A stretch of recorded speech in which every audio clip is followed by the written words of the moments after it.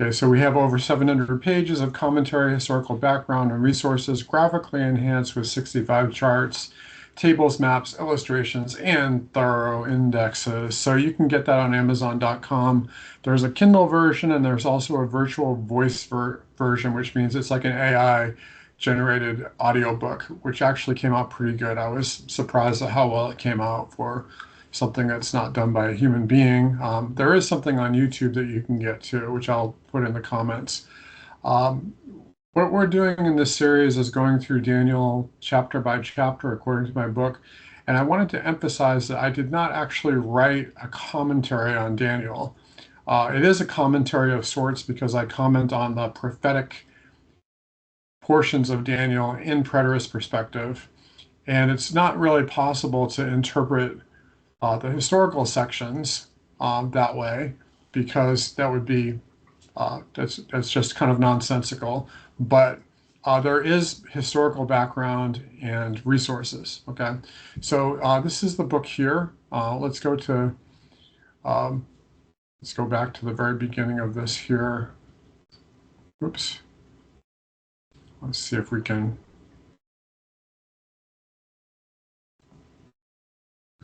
So this is the book, and in the table of contents, what you notice is I have a preface, an introduction, and then we get into the historical background and resources. So I do cover the portions of Daniel that are not prophetic. The prophetic chapters would be part of chapter 2, chapter 7, then we have chapter 8 and 9, although there are also sections in that that are like prayers and other historical um, passages as well.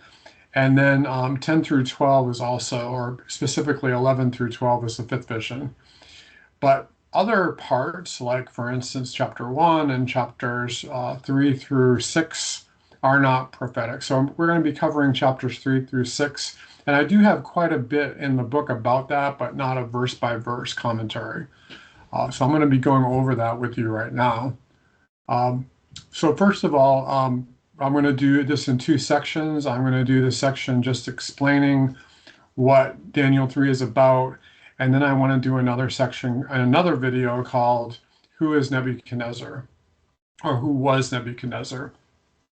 So Daniel 3 starts off with Nebuchadnezzar made an image of gold. Okay.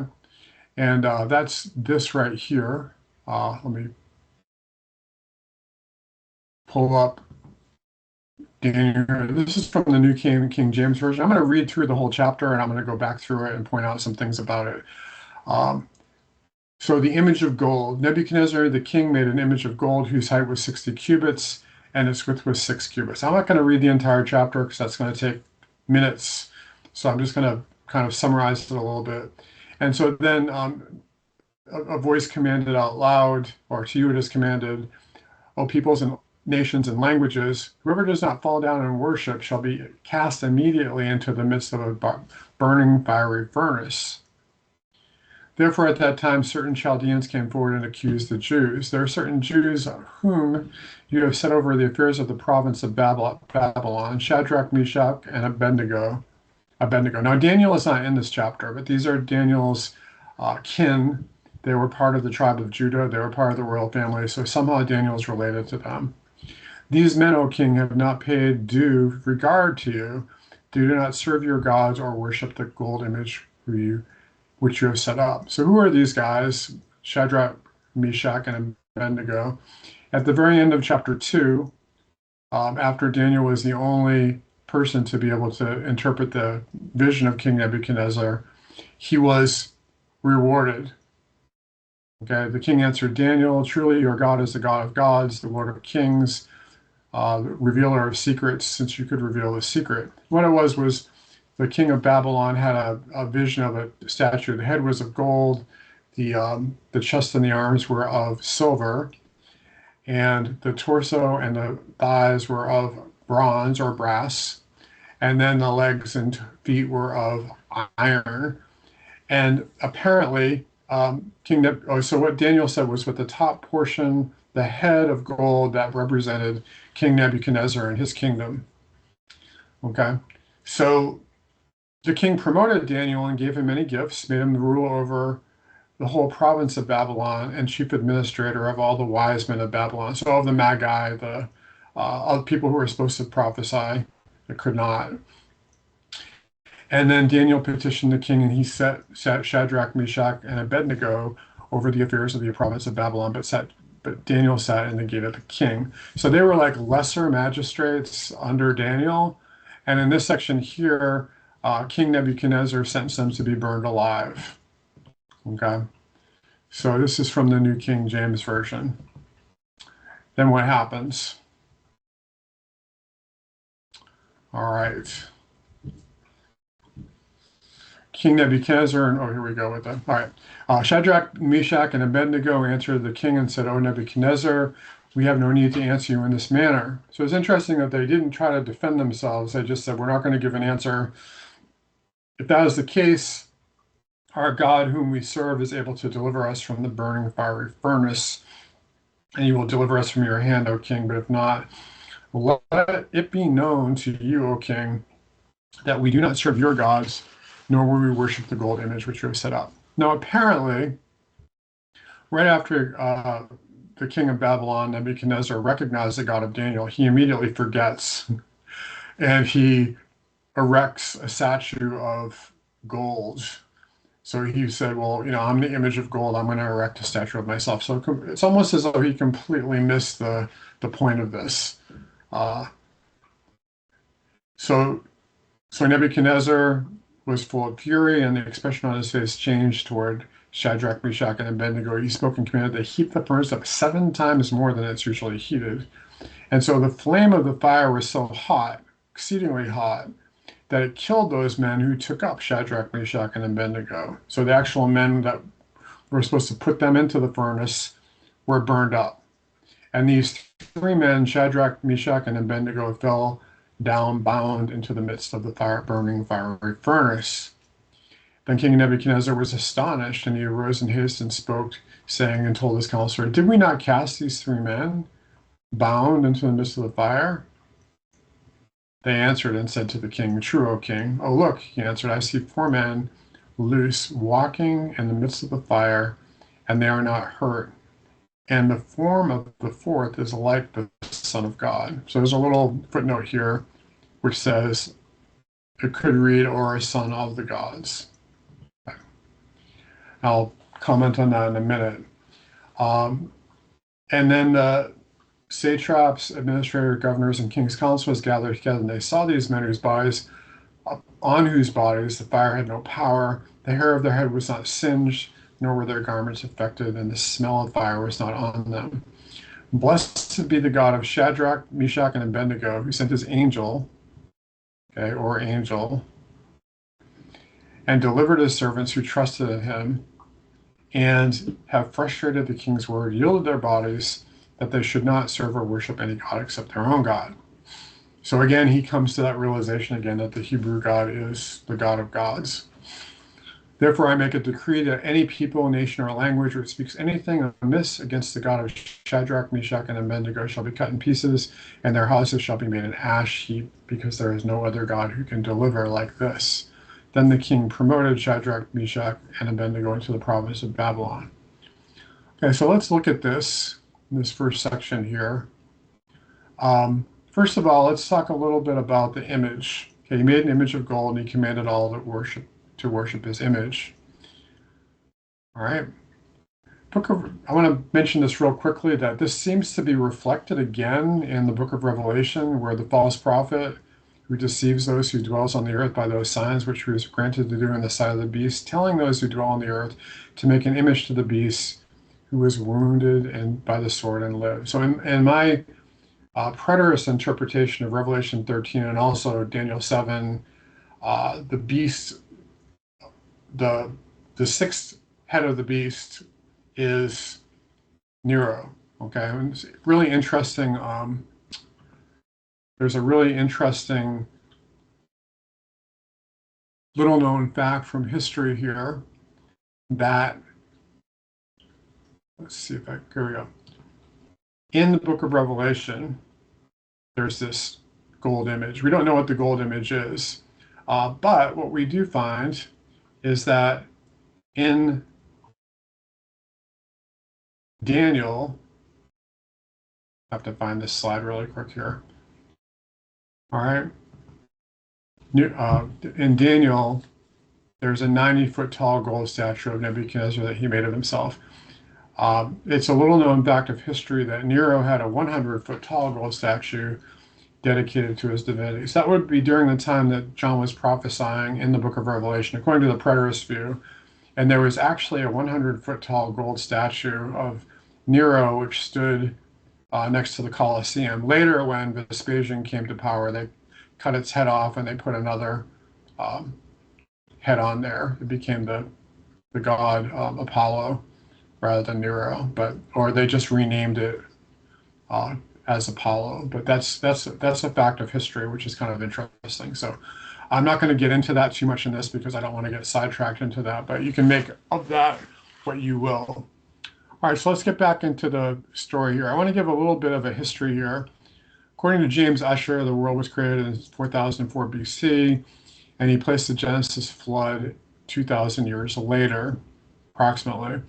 Then we have Noah and the Tower of Babel. After the Tower of Babel, we find the first emperor of the Akkadian Empire, which later became the lands of Chaldea and Babylon. This is Sargon. And 100 years after that, 100 years after that, the Epic of Gilgamesh was composed. Abraham came to Canaan. We had this destruction of Sodom and Gomorrah. And in 1810 BC, the Babylonian Empire was founded by Hammurabi. So you may have heard of the Code of Hammurabi that was taking place during the time when Abraham, Isaac, and Jacob were alive. And then shortly after that, Joseph was sold into slavery. They went into Egypt.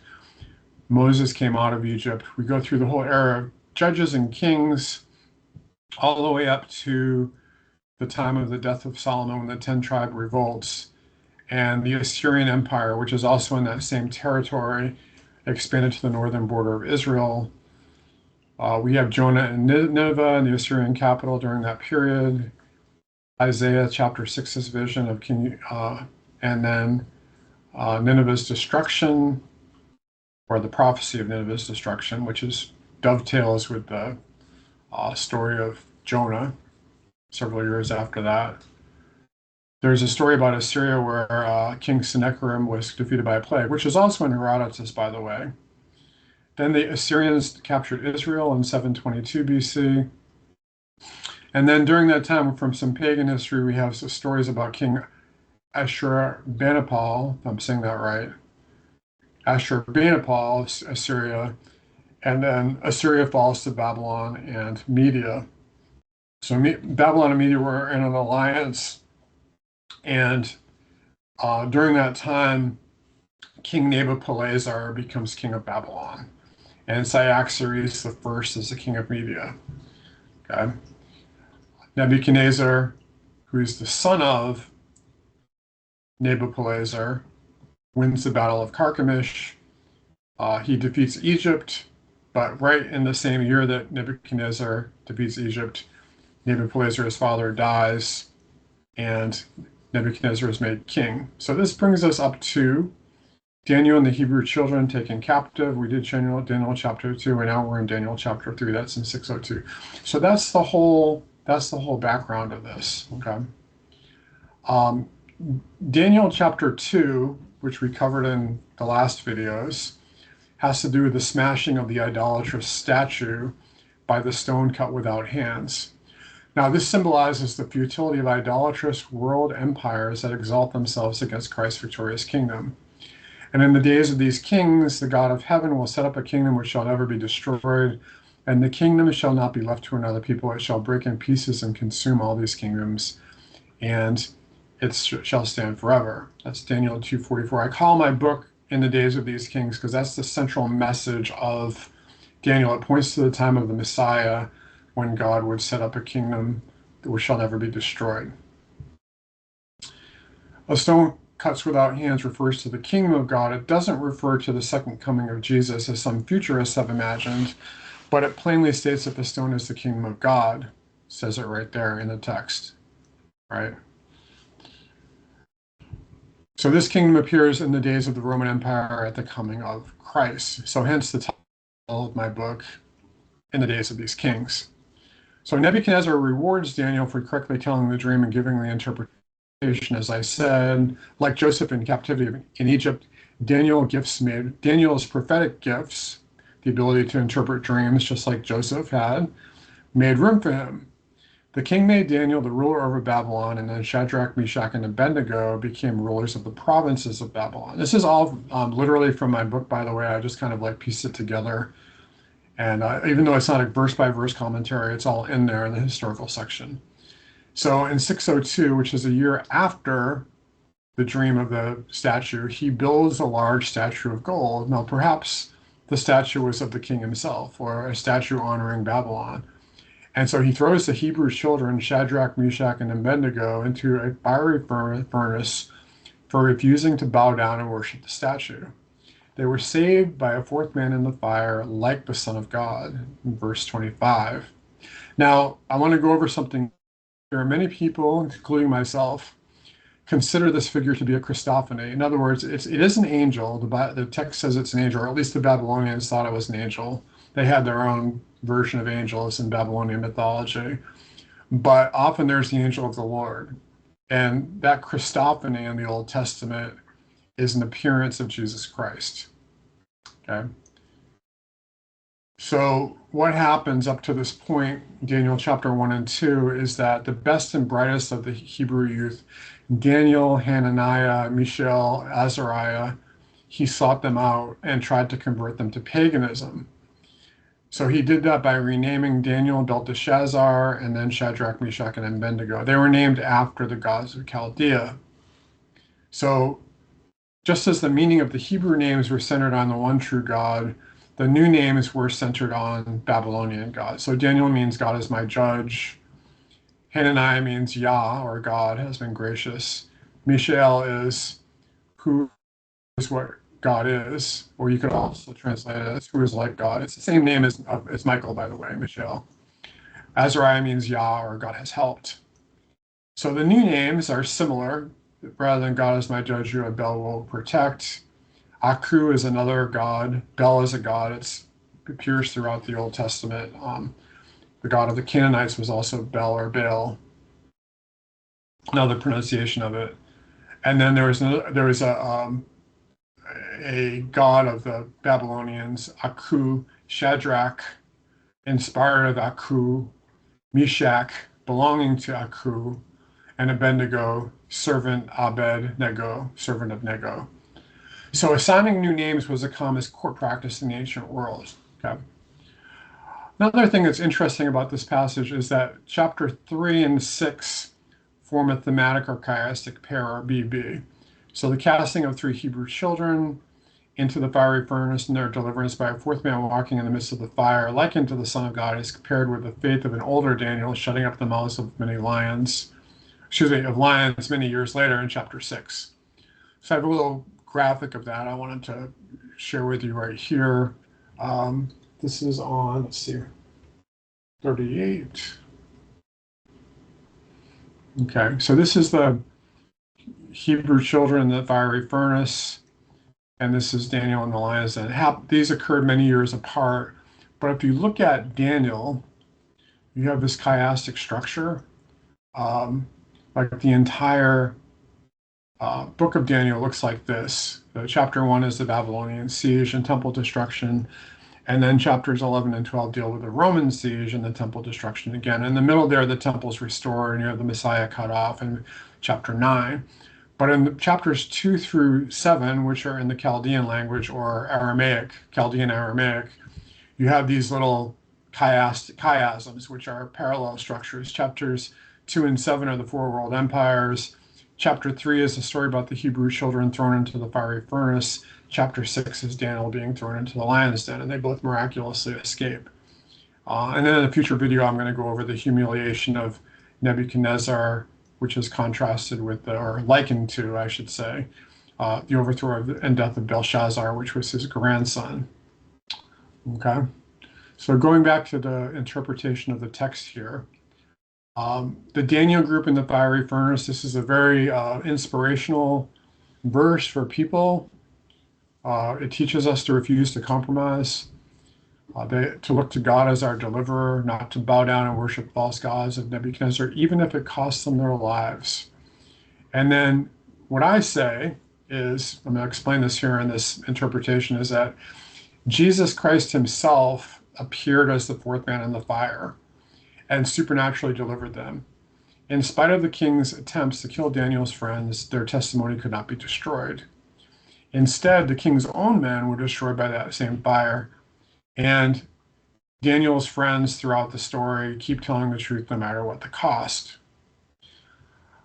This kind of sets the stage for the next generation when Daniel continues to prophesy and speak the truth to king's grandson, Belshazzar, when he assumed the throne, and then he's thrown to the lion's den but survived. So Daniel and the three Hebrew children, they never wavered from their declaration or apologized for the judgment which had fallen on the king's grandfather, Nebuchadnezzar, when God gave him over to about a 7-year bout of insanity. Now, I'll do that in an upcoming video. This is Daniel chapter 4. So this is the question I want to cover here. Is the fourth man in the fire an angel like a son of God, or is it the Son of God?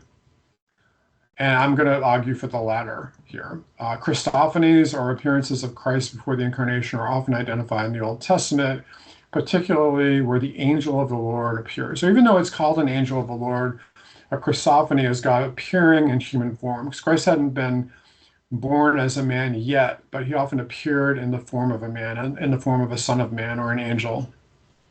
Okay. So the sons of God are those who have been born again of God, but also angels throughout the Old Testament are also sometimes called sons of God too, like in Job, for instance. Here are some examples of Christophanies in the Bible. The angel of the Lord who appears to Hagar, he later names God. You are the God who sees. Okay. It's in Genesis chapter 16. Genesis chapter 22, the angel of the Lord stays Abraham's hand when he's about to sacrifice Isaac. Then we have the angel of the Lord as mentioned in the context of Israel's victory over their enemies. That's a very powerful one where the angel of the Lord appears as the captain of the Lord of hosts. And Joshua, excuse me, I forgot Joshua, that's another one. Well, there's a passage in Joshua where the angel of the Lord of hosts appears, and Joshua asks him, whose side are you on? And the angel of the Lord answers, oh, here it is right down here. I'm not going in order. I'm going out of order here. And an unidentified figure appears to Joshua, and he says, do not ask if I'm on your side. The question is, who is on the Lord's side? So that's a very powerful statement in Joshua. So he claims to be the commander of the army of the Lord, which some interpret as a Christophany. We also have Jacob in Genesis, who wrestles a man, often interpreted as a pre-incarnate Christ, and names the place Peniel, meaning the face of God. I have seen the face of God and lived. The angel of the Lord appears to Moses in the burning bush, leading the Exodus from Egypt. There's another angel, the angel of death. I don't interpret that to be Christ himself, because it's not the angel of the Lord, but there's other angels too, obviously. So we talked about Daniel already. He's the fourth figure, like a son of the gods, or like the Son of God, depending on how you want to translate that. And so he's seen walking with them unharmed. So the picture of a savior that will deliver you from death and hell. And then also in 2 Kings 19:35, an angel of the Lord destroys 185,000 Assyrian soldiers. All right, so that's my little teaching on this. I just wanted to make that short. I'm going to come back in another video, do a little bit something more lengthy, and the more lengthy. Let's see, how do I get out of this here? I'm going to do a more lengthy video in which I talk about who is Nebuchadnezzar.